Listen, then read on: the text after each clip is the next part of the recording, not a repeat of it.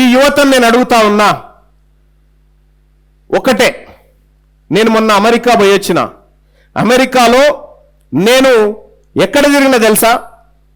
అమెరికాలో Apple company తయారు చేస్తున్న టిమ్ కుక్ ఉన్నాడు కదా, ఆయన చదువుకున్న యూనివర్సిటీకి పోయి వచ్చిన, డీక్ యూనివర్సిటీకి. సుందర్ పిచాయ్ చదివినటువంటి చికాగో యూనివర్సిటీకి పోయి వచ్చిన. అంబేద్కర్ చదువుకున్నటువంటి కొలంబియా యూనివర్సిటీకి పోయి వచ్చిన.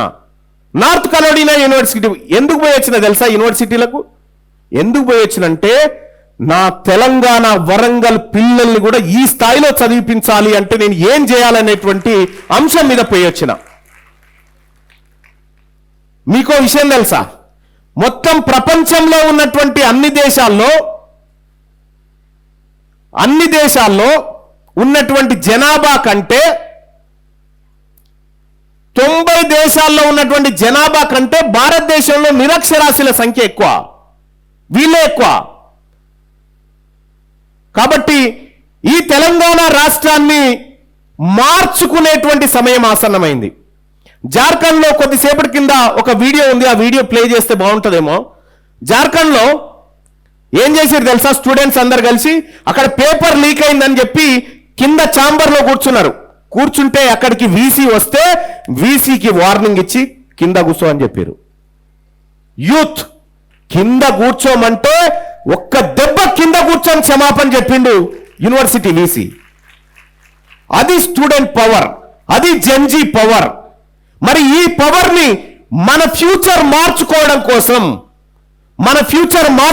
కోసం మనం జెన్జీ మూవ్మెంట్గా మారాలంటే మనమందరం కూడా యూత్ తల్లిదండ్రులు ఆలోచిస్తున్న దానికంటే భిన్నంగా ఆలోచించి బయటికి రావాలి. అక్కడ ఒక బీహార్ మంత్రి, బీజేపీ మంత్రి బిడ్డ జంతర్ మంతర్ దగ్గరకు వచ్చి, మా నాన్న బీజేపీ పార్టీ మంత్రి అయినా సరే నేను యూత్ కే సపోర్ట్ చేస్తా అని చెప్పి జంతర్ మంతర్ కాడ సపోర్ట్ చేసింది. ఇవాళ ఆర్ఎస్ఎస్ చీఫ్ మోహన్ భగవత్ వచ్చి ఏమంటున్నారుకేనా? యూత్ చేస్తుంది కరెక్టే అంటున్నాడు, యువత చేస్తుంది కరెక్టే అని చెప్తా ఉన్నాడు. ఎందుకు? వాళ్ళలో మార్పు వచ్చింది. యూత్ దగ్గర, జెన్జీ దగ్గర ఎవడైనా ఒళ్ళు దగ్గర పెట్టుకొని ఉండాల్సిందే. అది తప్పదు. ఈ దేశంలో యువతనే పాలిటిక్స్ డిసైడ్ చేస్తుంది, యువతనే ఏం కావాలో ఈ దేశానికి డిసైడ్ చేస్తుంది, తనకేం కావాలో నిర్ణయించుకుంటుంది. మరి అటువంటి యువత ఈ వరంగల్లో కూడా ఉన్నది కదా, మనమే కదా. మనమంతా జెన్జీ మూవ్మెంట్లోకి డిఫరెంట్గా ఆలోచించి వద్దామా? జెన్జీ మూవ్మెంట్ స్టార్ట్ చేద్దామా? చేయలేవటండి, 2 చేతులు ఎవరు చెప్పండి. స్టార్ట్ చేద్దామా? జెన్జీ మూవ్మెంట్ స్టార్ట్ చేద్దామా? Thank you. అలాగే